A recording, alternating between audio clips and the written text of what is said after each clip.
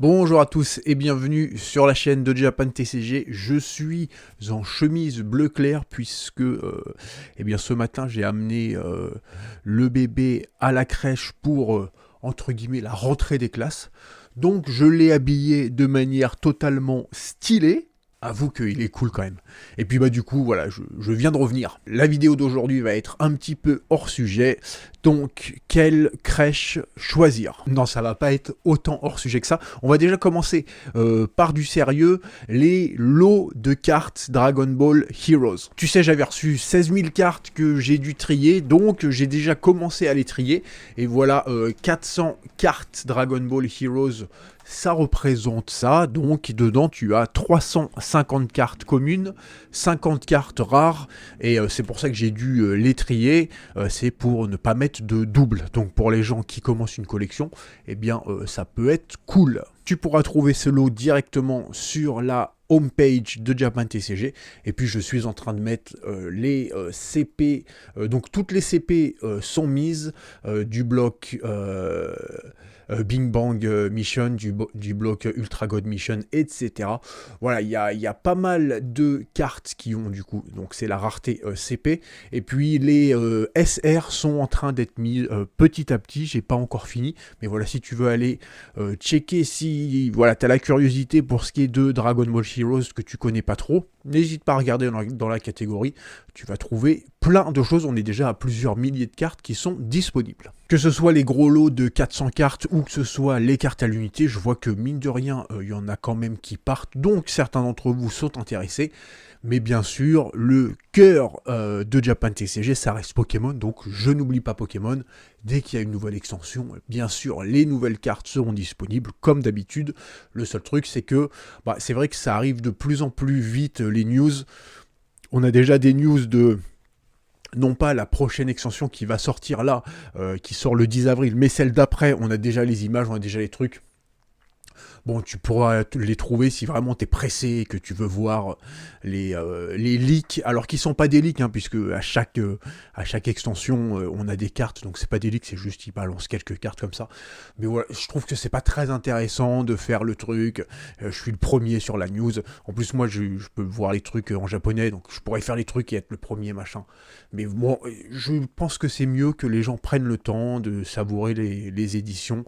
Donc les news pour l'édition qui sort dans un mois, 2 mois, c'est vrai que je fais pas trop ça, mais ça ne veut pas dire que je mets de côté Pokémon, hein. C'est juste que les cartes sortent en temps et en heure et elles sont mises sur le site petit à petit, en temps et en heure. Voilà, tranquille, il n'y a pas le feu.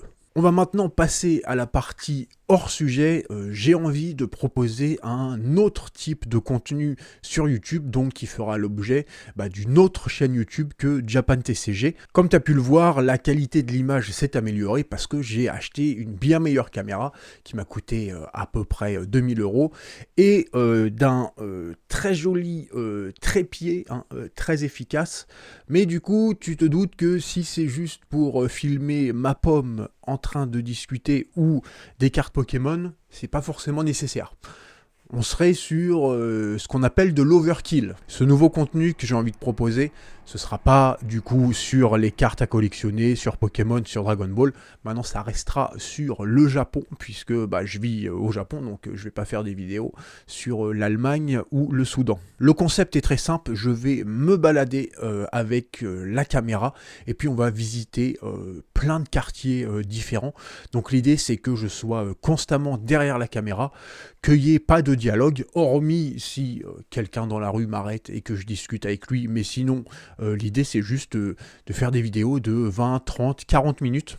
Alors, vous ne serez pas obligé de tout regarder, mais comme ça, de voir réellement l'ambiance en me baladant. Alors, ça peut être dans des parcs, ça peut être dans des coins reculés, vachement calmes, avec pas mal de nature, ou au contraire, dans des quartiers où il y a les boîtes de nuit, les machins.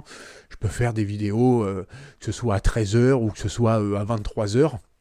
et de visiter plein de coins comme ça. Puis en plus, ce qui est cool, c'est que bon, Tokyo, c'est immense, hein, ça fait, en termes de superficie, Tokyo, ça fait 20 fois Paris, donc il y a beaucoup de coins à visiter, on est quasiment sur un contenu qui est inépuisable, et puis en plus, bah, au fur et à mesure des saisons aussi, ça change au fur et à mesure de plein de choses. Donc voilà, l'idée, ce serait ça, aucun dialogue. Je prends ma caméra et on marche ensemble pendant 20 minutes. Et puis bah, tu pourras voir plein de coins, Odaiba, Shinjuku, Yoyogi. J'ai déjà plein de trucs que je voudrais faire. Voilà, des vidéos entre 20-30 minutes. Et puis tu as l'ambiance de réellement du Japon. La vidéo, la caméra, j'ai fait plusieurs tests déjà. C'est vrai que sur le trépied, c'est nickel.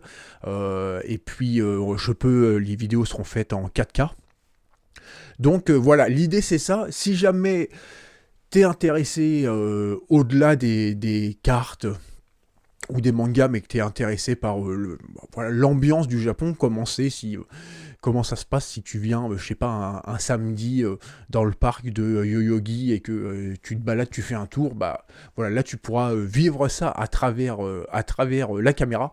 Donc voilà l'idée, en gros c'est ça.